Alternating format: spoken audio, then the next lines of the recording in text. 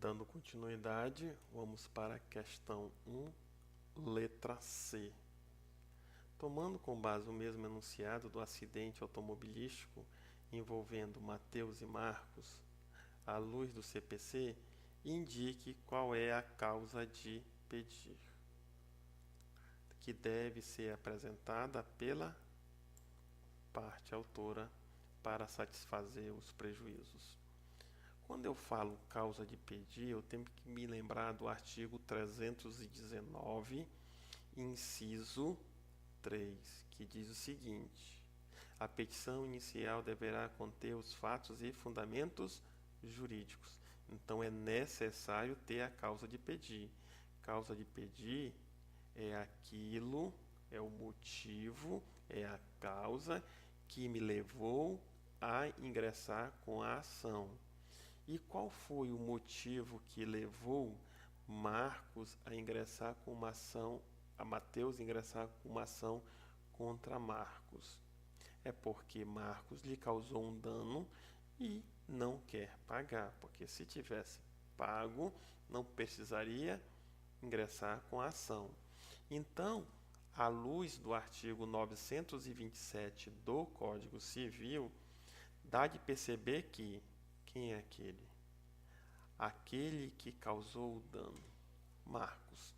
Então eu vou identificar na norma jurídica que quem causou o dano aqui é Marcos. E se Marcos causou o dano, ele tem o dever de pagar.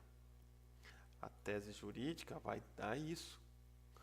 Aquele que causou o dano, no caso eu identifiquei Marcos, tem o dever de pagar, de reparar. Mas é todo e qualquer dano que vai ter esse dever de pagar? Não, vamos voltar para o artigo 927. Aquele que causou dano por ato ilícito. Então, eu vou identificar qual foi o ato ilícito. Marcos, por culpa no volante. Então, Marcos, por culpa no volante, causou um dano a Mateus. Marcos, por culpa ao volante, que foi o ato ilícito dele, causou um prejuízo a Mateus de 100 mil reais. Já que eu já sei qual é o dano, que é 100 mil reais, sei também quem é a vítima, eu posso identificar claramente qual é a causa de pedir. A causa de pedir é: ingressou-se com uma ação de reparação de dano porque Marcos causou um dano a Mateus por culpa. Se Marcos não tivesse causado esse dano por ato ilícito a Mateus, não teria o dever de indenizar. Localizado a causa de pedir, vamos para a letra D. À luz do CPC, identifique o vício existente no caso em que a petição inicial não conter causa de pedir. Vamos analisar a questão anterior. E lá informamos que causa de pedir é o motivo pelo qual a pessoa vai pedir em juízo, fazer os pedidos. Então, causa de pedir é aquilo que embasa os meus pedidos. Lógico, eu não posso chegar para um juiz e dizer: seu juiz, me dá 10 mil reais, que o juiz não vai dar. Ele vai me perguntar por quê.